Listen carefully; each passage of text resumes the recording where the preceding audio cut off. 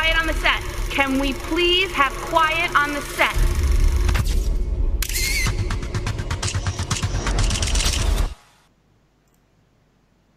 Bonjour à toutes et tous, ou bonsoir selon l'heure à laquelle vous nous écoutez, et bienvenue sur le Before Raw, l'émission qui revient chaque lundi en moins de 30 minutes sur l'édition de la semaine passée et sur celle du soir même. Aujourd'hui, nous allons aborder les 5 points essentiels du show qui aura lieu ce soir à Newark dans le New Jersey, après 2 semaines de tournée européenne de la WWE, à savoir donc la défense du titre intercontinental par Dean Ambrose contre The Miz, la victoire de Cesaro et de Sheamus dans le Tag Team Turmoil la semaine dernière pour devenir les nouveaux aspirants numéro 1 au championnat par équipe d'Euro détenu par les Hardy Boys, Alexa Bliss qui s'est trouvée en Nia Jax une nouvelle amie et peut-être également une nouvelle menace à son règne de championne féminine d'Euro, la rivalité entre Samoa Joe et Seth Rollins, et enfin les changements de plan suite à la blessure de Braun Strowman la semaine dernière.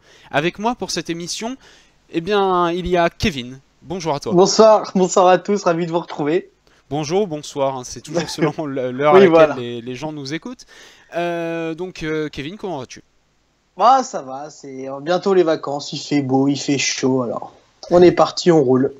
Très bien, et avec nous, eh bien, personne, puisque on n'est que deux. Voilà, puisque la direction des ressources humaines a totalement oublié, la direction des ressources humaines de Catch au quotidien, bien sûr, a totalement oublié de mettre à disposition une troisième personne pour cette émission, et donc nous serons seulement deux avec Kevin, et nous allons, comme nous le faisons d'habitude, ni mieux ni moins bien, revenir sur les 5 points essentiels du show qui aura lieu ce soir donc à Newark dans le New Jersey. Avant de revenir là-dessus, je dois rapidement vous parler du show de la ICW Révolution 9 qui aura lieu ce samedi, le 20 mai, à Maubeuge dans les Hauts-de-France.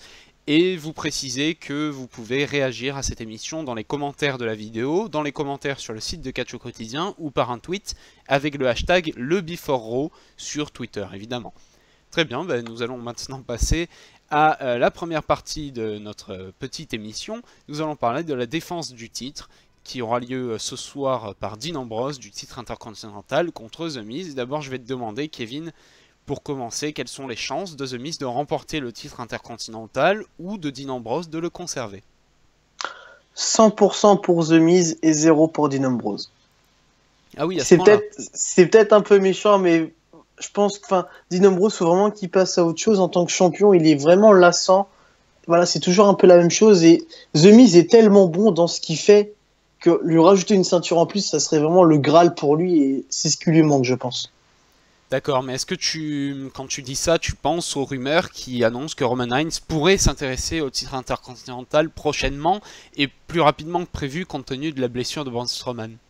Et bah justement, en plus, en rajoutant ça, je vois très bien The Miz l'emporter ce soir, comme je disais juste avant, et rentrer en confrontation avec Roman Reigns par la suite, avec Maryse juste à côté de lui. D'accord, et est-ce qu'il serait pas intéressant aussi de voir Dean Ambrose conserver sa ceinture et de voir Roman Reigns challenger à la fois Ambrose et The Miz dans un match triple menace, par exemple à Extreme Rules? Qu'en penses-tu? Bah, je suis d'accord avec toi, ça permettrait aussi de garder The Miz, de conserver The Miz de son côté sans qu'il se prenne forcément le tomber, ou de l'autre contraire, garder la crédibilité de Dean Ambrose tout en faisant gagner Roman Reigns. Il y a deux possibilités, il y a deux choix, donc après ça dépend des avis de certains, mais c'est vrai que les deux choix sont possibles. Voilà, moi je pense vraiment qu'on pourrait avoir un match triple menace prochainement, et je pense qu'il pourrait être amené, peu importe si c'est The Miz ou Dean Ambrose qui gagne ce soir. Donc je pense que vraiment pour le match de championnat de ce soir, on garde une totale imprédictibilité et les deux ont leur chance de gagner. Donc si tu dois faire un pronostic, toi c'est plutôt The Miz. Pour moi, oui, pour moi c'est The Miz qui le mérite vraiment avec l'année qu'il vient de faire et il mérite vraiment d'être au top de cette fédération. D'accord. Bon, compte tenu du fait que The Miz est un heel, je pense effectivement que pour aller affronter Roman Reigns, ça serait plutôt The Miz. Voilà, Roman Reigns finalement affronte un peu des deux profils, hein. Il affronte des heels, des faces, c'est pas forcément déterminé. The Miz c'est un bon perdant, voilà, il est là, il fait du bon boulot, mais qu'il perde ou qu'il gagne, ça n'apporte pas vraiment grand chose pour lui, mais ça met en valeur son adversaire, donc c'est un bon perdant. Voilà, et dans tous les cas, je pense que si The Miz gagne ce soir, Ambrose pourrait rester dans l'équation, et ça serait intéressant de revoir Reigns et Ambrose travailler ensemble en tant qu'anciens membres du Shield avec une troisième personne. The Miz en ressortirait aussi grandi de travailler avec deux deux anciens du Shield, deux anciennes stars du Shield et deux anciens récents champions de la WWE. Ah oui, clairement, oui. Ça, ils sont The Miz, c'est vraiment un plus pour ses adversaires et il mérite vraiment. Enfin, pour moi, je suis très déçu parce qu'il est vraiment en moyenne carte et il mériterait vraiment, mais vraiment d'être tout en haut de cette carte-là. Très bien. Maintenant, qu'attendre de particulier dans ce match pour le titre intercontinental qui aura lieu ce soir à Raw? Bah, encore une intervention de Maryse, comme on l'a un peu depuis quelques mois, enfin depuis qu'elle est de retour à la WWE. Et voilà, enfin, je m'attends pas vraiment à un truc de particulier à part un bon match entre les deux, l'intervention de Maryse. Peut-être une expulsion du ring pour un peu essayer de réamorcer qu'ils soient tous les deux de la même base sans qu'il y ait d'intervention. Et je pense que le match se finira comme ça de toute façon. D'accord. Est-ce que tu trouverais pas dommage quand même d'avoir à nouveau Maryse impliquée dans la victoire du Miz? Bah, c'est vrai que ça dure depuis WrestleMania 32, si je me trompe pas. Donc Ouais, c'est vrai que non. ça fait plus d'un an, donc c'est toujours un peu les mêmes fins. Mais justement, c'est Maryse et The Miz et The Miz sans Maryse, ça serait vraiment, ça lui enlèverait ça enlèverait un petit truc.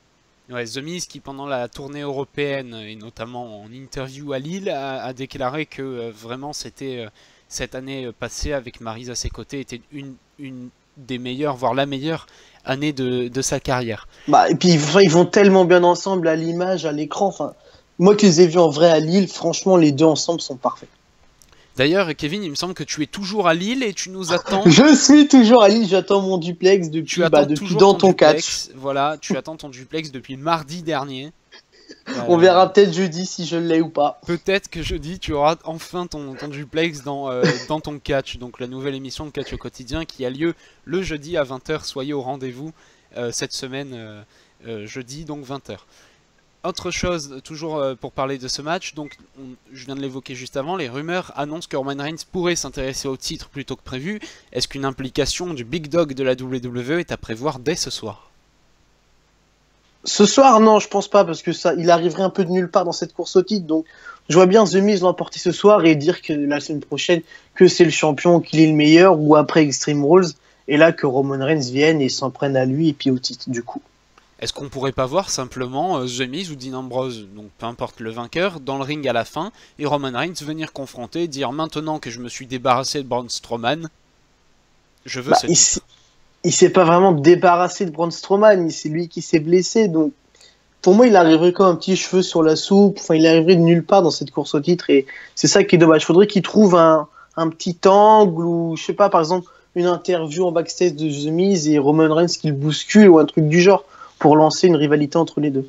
Bah, dans les faits, c'est quand même Roman Reigns qui s'est débarrassé de Strowman puisque il l'a blessé au bras la semaine dernière à Monday Night Raw et certainement que la blessure qu'a contracté, la réelle blessure qu'a contracté Braun Strowman est due à Roman Reigns d'une certaine manière puisque c'était le seul qui l'affrontait ces derniers jours en live event. C'est vrai.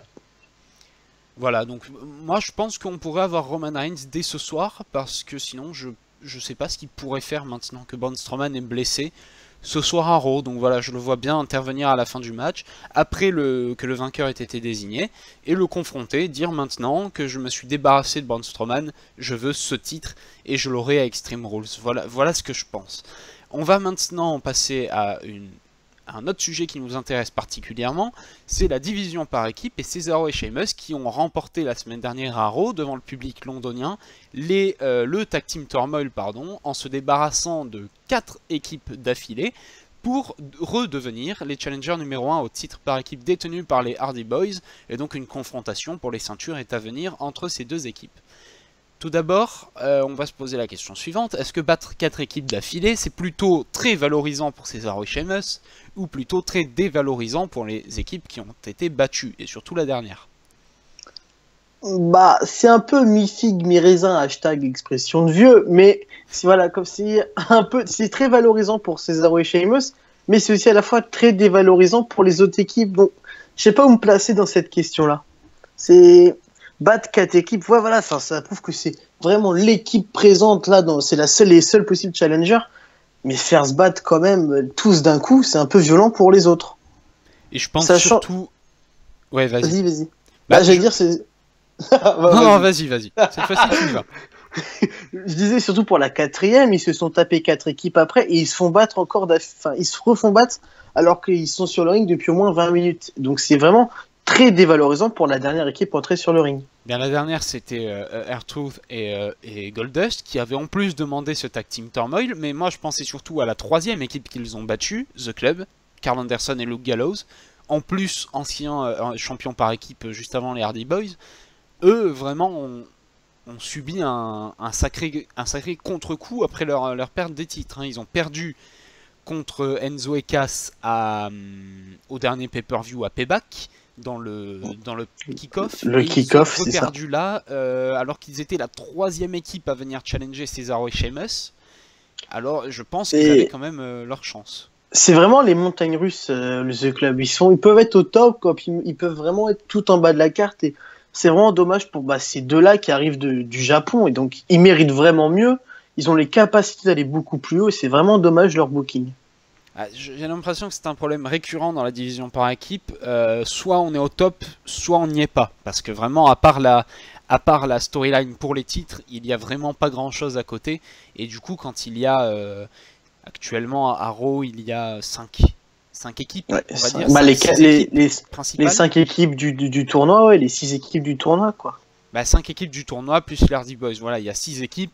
Et comme il y en a à peu près 2 voire 3 maximum concernés à chaque fois par la rivalité pour le titre, forcément les autres sont un peu dans l'ombre et doivent s'incliner assez régulièrement. Maintenant on va parler plus précisément du match à venir entre Cesaro et Sheamus et les Hardy Boys. Quand la confrontation pour les titres va-t-elle avoir lieu selon toi, et faudra-t-il attendre Extreme Rules? Sans surprise, lors du pay-per-view Extreme Rules, je crois que c'est dans 3 semaines maintenant. C'est dans 3 semaines, oui. Le temps qui place la stipulation pour le match, on va vite arriver au pay-per-view, donc le faire maintenant ou la semaine prochaine, ça serait vraiment un peu rapide à mon goût. Donc le temps qu'ils installent la stipulation pour ce match, ils seront partis pour Extreme Rules. Est-ce qu'on pourrait pas avoir, alors ce soir il y a déjà un match, donc on l'a dit pour le titre intercontinental, est-ce qu'on pourrait pas avoir un match la semaine prochaine avec peut-être les Hardy Boys qui gagneraient encore, ou Cesaro et Sheamus par disqualification, et justement un match comme ça qui pourrait amener la stipulation de leur match à Extreme Rules, si tu vois ce à quoi je pense. Ouais, mais pour moi c'est redondant, on se tape la même chose depuis des mois et des mois avec une tricherie, alors on part sur un match la semaine d'après. Enfin, je trouve vraiment qu'on tourne en rond, donc placer une bonne stipulation sur ce match-là, je pense à un ladder match, on va revenir juste après. Le temps qu'ils installent la stipulation, qu'ils se battent un peu avec les échelles dans les semaines à venir, et voilà, on arrivera très très rapidement au 4 juin, si je me trompe pas. Exact. Alors tu parlais donc de stipulation. Quelle stipulation tu penses? Tu as dit un ladder match. Est-ce que tu penses pas à autre chose? TLC peut-être, pourquoi pas, je crois qu'on en avait déjà parlé la semaine dernière. Ouais, on en a parlé au moment de Payback. Après, sachant que le Extreme Rules, je vois bien ce Extreme Rules avec les ceintures à récupérer en haut de l'échelle. Je sais pas, c'est vrai, il y a tellement de matchs possibles, de stipulations possibles, que je me mélange un petit peu. Je pense qu'un TLC, ça serait quand même pas mal. C'est quand même un des matchs emblématiques des Hardy Boys avec le ladder match. Et en plus, ce qui change du ladder match, c'est que déjà le ladder match, on en aura un à Money in the Bank, le pay-per-view de SmackDown, quelques semaines plus tard. Et les objets, les tables, les chaises sont des objets un peu plus agressifs que les échelles. Et ils correspondraient bien à Cesaro et Sheamus qui sont une équipe, une nouvelle équipe heel, et qui ont besoin de ce genre d'objets pour être très agressifs avec leurs adversaires. Donc je pense que là, dans les prochaines semaines, peut-être même dès ce soir, je l'espère, on pourrait avoir certains objets, pourquoi pas les chaises d'abord, qui seraient utilisés par Cesaro et Sheamus. Et on a 3 semaines, on pourrait très bien avoir la première semaine des chaises, la deuxième des tables, la troisième des échelles, qui sont sortis, et on aboutit à se dire on a utilisé ces 3 objets là, et bien on va faire un TLC match pour Extreme Rules. Qu'en penses-tu? Je suis tout à fait d'accord avec toi, il faut le côté hauteur, le côté voltige des Hardy Boys, et comme tu dis, le côté agressif avec les chaises et les tables qui sont plus dévastatrices. On peut vraiment avoir des vrais coups de violence pour Sheamus et Cesaro, qui, pour moi, les chaises vont totalement à Sheamus. La violence de Sheamus avec les chaises, c'est vraiment parfait. Très bien, bah maintenant on va passer à une nouvelle partie qui nous intéresse toujours, c'est la division féminine de ce roster de Raw.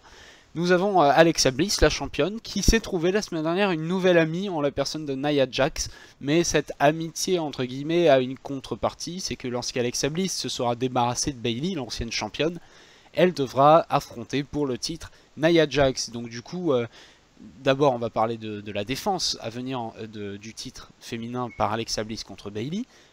Devra-t-on attendre Extreme Rules pour voir le rematch pour le titre?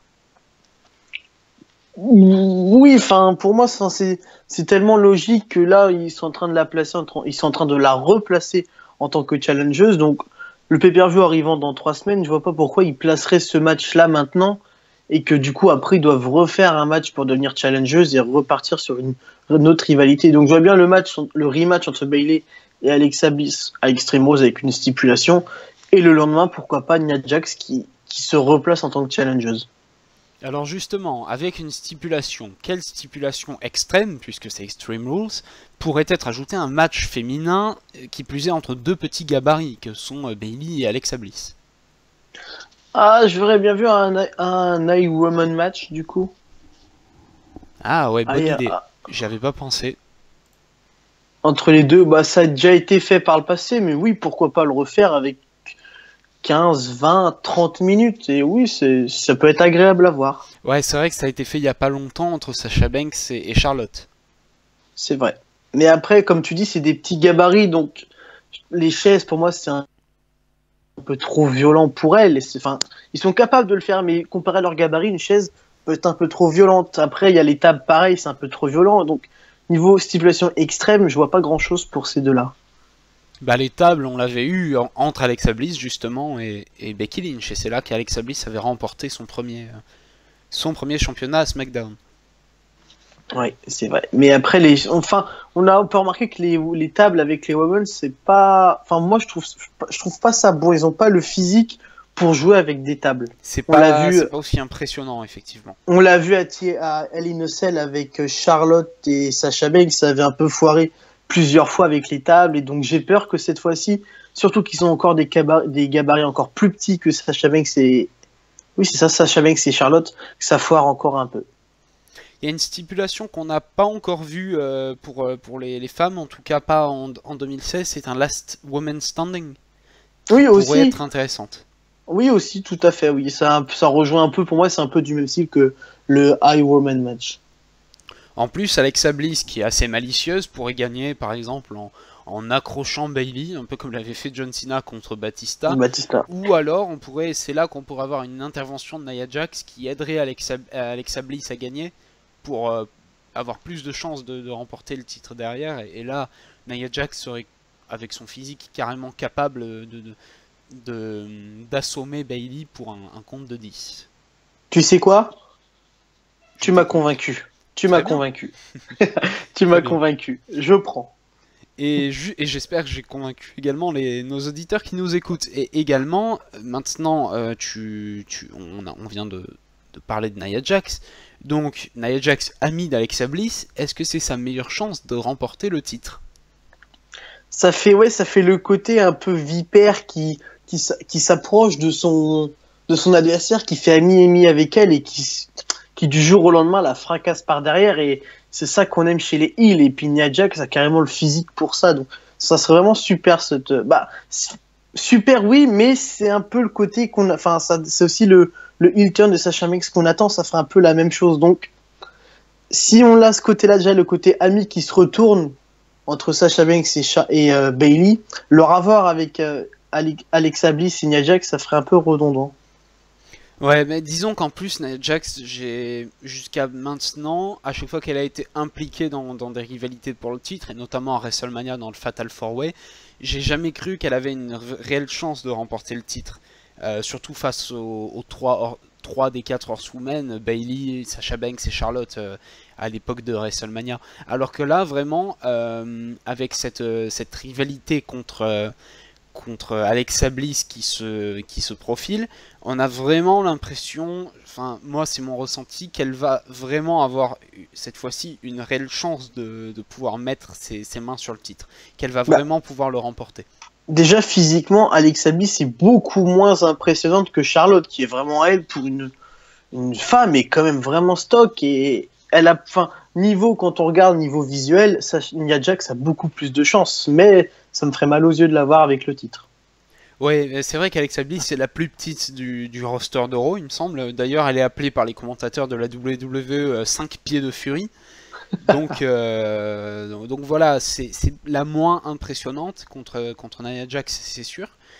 Et ouais, ensuite, la question de si Nia Jax le mérite ou non, Et après, c'est une autre question. c'est une autre question. Et les auditeurs qui sont habitués à nous écouter savent que dans l'équipe, on a vraiment tendance à trouver que Nia Jax ne le mériterait pas.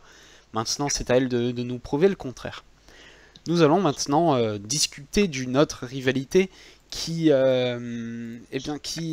s'est installée dans le roster de Raw au fur et à mesure des dernières semaines. C'est Seth Rollins contre Samoa Joe. Donc Rollins avait battu Joe à Payback. Joe a pris sa revanche en battant Rollins avec beaucoup plus de détermination que lorsque Rollins avait gagné à Payback, donc la semaine dernière. Joe a battu Rollins. Et Samoa Joe a fait passer le message clair que ce sera fini quand c'est lui qui l'aura décidé. Maintenant, on va se poser une petite question sur la rivalité en elle-même. Est-ce que ça ne commence pas à manquer de fond entre ces deux hommes? Bah, maintenant que, je suis d'accord avec toi, mais maintenant qu'il y a une place, pour moi, la place de challenger pour The Miz doit être entre les deux là. Et c'est Rollins pour moi qui doit vraiment devenir challenger au titre et profiter de cette rivalité pour nommer un nouveau challenger. Le challenger au titre intercontinental, donc. Oui. Ou, pourquoi pas, avec Brock Lesnar qui revient normalement d'ici un mois et demi pour le pay-per-view Great Ball of Fire. Justement, Mais on va en parler.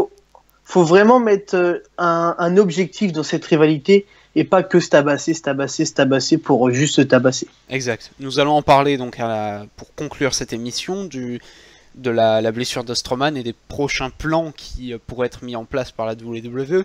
Mais pour rester d'abord sur cette storyline entre Seth Rollins et Samoa Joe, j'ai vraiment l'impression que les événements, notamment la blessure de Rollins, on sait que cette opposition entre Rollins et Joe, elle aurait dû avoir lieu avant WrestleMania et elle aurait dû être totalement comprise et imbriquée dans la storyline qui opposait Rollins à Triple H, et du coup là elle avait beaucoup de sens. Maintenant, ça fait déjà 2 fois qu'ils se sont affrontés. Les revendications du début étaient tout à fait compréhensibles, hein. C'était Samoa Joe qui voulait avoir une grosse victoire contre Seth Rollins, et Seth Rollins qui voulait se venger de Samoa Joe qui lui avait infligé une blessure au lendemain, une blessure réelle là pour le coup, au lendemain de WrestleMania, et qui a failli le tenir écarté de WrestleMania. Mais maintenant, voilà qu'ils se sont affrontés déjà 2 fois, j'ai l'impression que ça manque de fond, qu'il y a beaucoup moins d'intérêt dans cette rivalité, et je trouve ça vraiment problématique. Je n'arrive pas à regarder ça. Déjà, la WWE a vraiment du mal à tenir des rivalités sur le long terme. Mais tenir une rivalité sur le long terme où t'as pas d'objectif, où c'est juste se taper pour se taper, on peut pas accrocher. On peut pas revenir chaque semaine pour une rivalité où tu tapes juste pour taper et qu'à la fin, il n'y ait pas une position de challenger ou un titre en objectif. Donc, tu peux pas revenir toutes les semaines pour rien, en fait. Et c'est ça qu'il faudrait donner, comme tu l'as dit, un intérêt ou donner plus de fond à cette rivalité. Voilà, sachant qu'ils ont écarté totalement The Authority du roster de Raw pour l'instant et des storylines en cours, qui je pense auraient été quand même intéressantes de voir dans cette rivalité entre Rollins et Joe. Il faut un autre objectif, et la blessure de Strowman, je considère qu'elle le permet, puisqu'on pourrait tenir dans cette confrontation entre Rollins et Joe, qui devrait normalement s'affronter à nouveau dans un match à stipulation au prochain pay-per-view Extreme Rules, on pourrait tenir le prochain challenger au titre universal, j'ai pensé au titre universal et non pas au titre intercontinental, de Brock Lesnar, qui lui, dans tous les cas, devra défendre, malgré la blessure de Strowman, son titre au pay-per-view Great Balls of Honor, qui aura lieu le 4 juin, puisqu'il a été annoncé dans des publicités, et que la WWE ne peut se permettre de faire machine arrière. Donc est-ce qu'on tient, selon toi, dans cette rivalité entre Rollins et Joe, le prochain challenger au titre universal? On a Rollins, parce que je vois pas un heel contre heel, surtout Joe contre Brock Lesnar, ça ferait un peu gros destructeur là face à l'autre. Donc cette Rollins, c'est vraiment cette position, il pourrait juste obtenir un match pour le titre et après plus rien derrière. Mais voilà, on aurait notre challenger, ça ferait un très beau match. Ils se sont déjà affrontés, c'était pas dégueulasse. Et Brock Lesnar doit obtenir sa revanche contre Seth Rollins, qu'il n'a toujours pas eu depuis WrestleMania 31, si je me trompe pas, où il avait remporté le titre. Donc cette rivalité aurait vraiment du sens, et ça se donnerait un bon challenger à Brock Lesnar. Eh bien, il l'a eu, puisqu'en fait, ils se sont croisés 3 fois dans le ring seulement, et les 3 fois, c'était en 2015, d'abord au Royal Rumble, dans un match triple menace avec John Cena, ensuite Voilà. à WrestleMania, lorsque Rollins avait caché sa mallette du Money in the Bank contre à la fois Brock Lesnar et Roman Reigns, et ensuite à Battleground, lorsque Oui, il s'était oui, affronté en 1 contre 1 et que l'Undertaker avait attaqué, c'est vrai. C'est vrai. Brock Lesnar, permettant ainsi à Seth Rollins de conserver son titre. Donc, J'avais oublié. effectivement, maintenant que Lesnar a réglé le problème Undertaker, si on peut appeler ça un problème, voilà, maintenant il pourrait affronter Seth Rollins sans avoir de soucis d'intervention desquels se méfier. Donc effectivement, ce match en 1 contre 1 ne s'est jamais terminé. En réalité, c'était fini en no contest et on pourrait en avoir un à nouveau, sachant que Seth Rollins a déjà annoncé qu'il voulait avoir une nouvelle chance pour le titre Universal. Un autre qui a annoncé qu'il voulait cette chance, c'est également Finn Balor, qui lui devrait être opposé dans les prochaines semaines à Bray Wyatt. Alors selon toi, plutôt Seth Rollins, plutôt Finn Balor ou même plutôt Bray Wyatt pour le titre? Pourquoi pas Seth Rollins à Great Ball of Fire, et pourquoi pas Finn Balor à SummerSlam, pour finir avec Roman Reigns à WrestleMania 34 l'année prochaine. Mais Strowman sera de retour et il aura certainement sa chance à un moment donné. Pourquoi pas alors dans ce cas-là, enfin ça dépend, parce qu'on n'a toujours pas la longueur de sa blessure, on sait toujours pas quand est-ce qu'il va revenir. Donc s'il revient à temps pour SummerSlam, oui, pourquoi pas. Si ça prend un peu plus de temps, on a les Survivor Series où je pense que Brock Lesnar sera présent. Très bien. Et Tout dépend de la longueur de la blessure de Braun Strowman. Et Bray Wyatt, lui qui a battu Randy Orton, même s'il n'a pas remporté le titre WWE, ne mériterait-il pas, selon toi, une chance? Une chance, oui, il le mérite. Il a vraiment le talent, il a tout ce qu'il faut. Mais après, pour moi, on peut pas y mettre tout le monde. Et à choisir entre Bray Wyatt et Finn Balor, je choisis complètement Finn Balor. Après, voilà, faut faire des choix. C'est vraiment dommage pour lui qu'il peut pas être placé en haut de la carte, mais on peut pas mettre tout le monde. Je suis d'accord avec ça.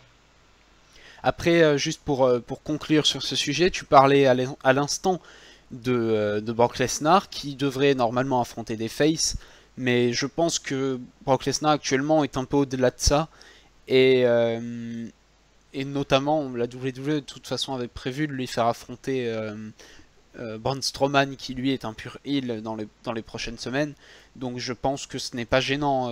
Brock Lesnar va pouvoir défendre son titre à la fois contre des catcheurs face et à la fois contre des catcheurs heel pendant son mandat, entre guillemets, pendant son règne. Bah écoutez, chers auditeurs, nous vous remercions de nous avoir écoutés. N'hésitez pas, si vous avez aimé cette émission, à mettre un petit pouce bleu sur la vidéo YouTube, à lâcher un commentaire, soit dans les commentaires de la vidéo YouTube, soit dans les commentaires de l'article Catch au quotidien qui est prévu à cet effet, et également à vous abonner à notre chaîne. Je vous informe que demain sera en ligne dans la journée, donc le Before de SmackDown Live, qui aura lieu demain soir aux États-Unis également, et que jeudi soir, nous vous présenterons à 20 h pour la 2e semaine consécutive notre nouvelle émission Dans ton catch, et avec Kevin, nous vous disons à très bientôt dans une nouvelle édition du Before Raw.